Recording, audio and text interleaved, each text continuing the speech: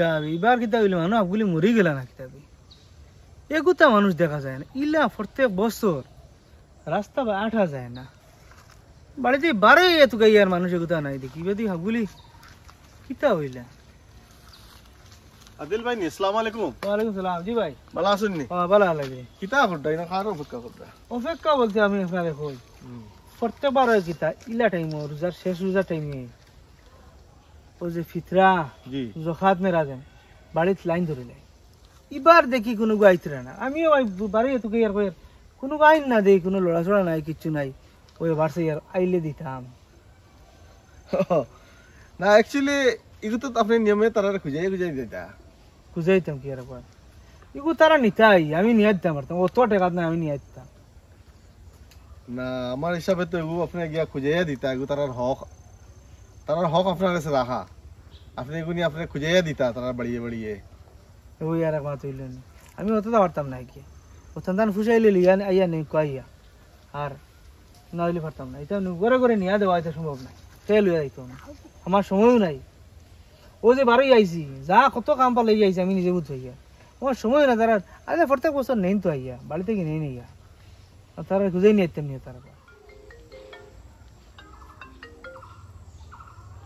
hello কিতা বেটা আজ তো তোর ফোনেরও বার্সাওয়াত আসলাম আমি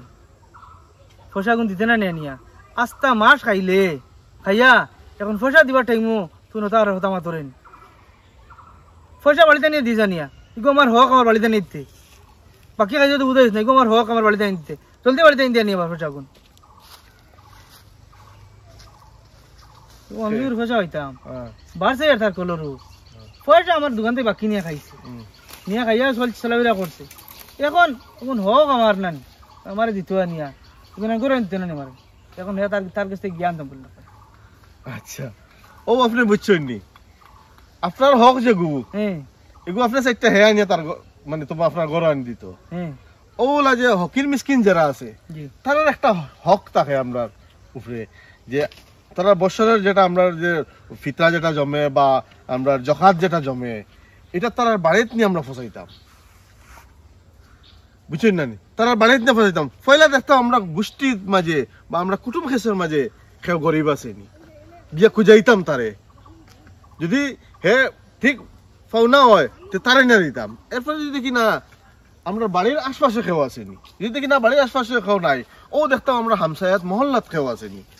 যদি দেখি মহল্লাত নাই ও এরপরে আমরা অন্য মহল্লাত গিয়া খুঁজাইয়া কিন্তু তার বাড়িতে গিয়ে আমরা দিতাম খুঁজাইয়া আমরা বাড়িতে গিয়ে যে দিত এগুলা কোনো নিয়ম নাই কারণ এগুলো তার হক নিয়ে আপনি তার বাড়িতে ফসাইতা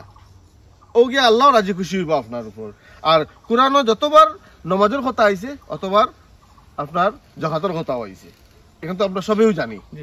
তো এর লেগে তার হক নিয়ে আমরা যত পারি মানে তার বাড়িতে নিয়ে ফসাইতাম ওগুই লগে আর সৌন্দর্য আর ওগুলো সব বেশি আর যদি আমরা অপেক্ষা করি যে আইবা হকির মিসকিন আইবা আইলে পয়সা দিমু এগুলোই যায় ভাই একটা